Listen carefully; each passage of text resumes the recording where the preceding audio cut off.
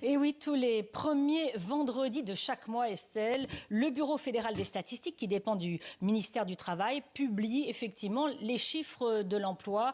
Taux de chômage, création de postes.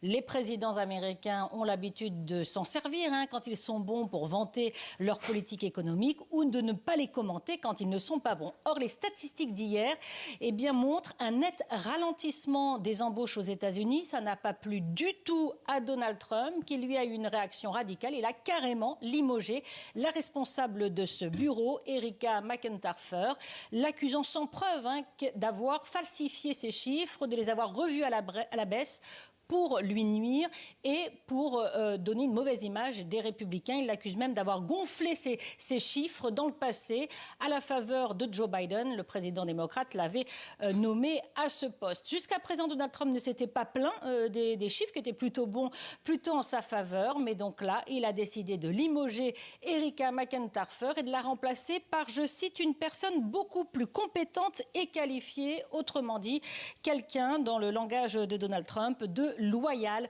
au président des États-Unis. Oui, Elisabeth, alors des chiffres qui ne sont donc manipulés selon le président américain, une directrice licenciée, mais quelles sont les réactions des politiques, médiatiques même ?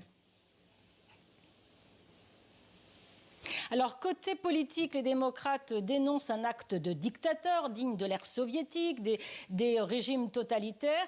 Ce sont les économistes qui sont les plus inquiets.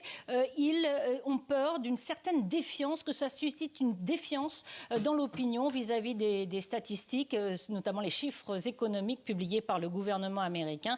Et puis, en fait, de nombreux Américains se demandent qui va accepter ce poste avec cette menace d'être viré en permanence si les chiffres déçoivent le président des États-Unis.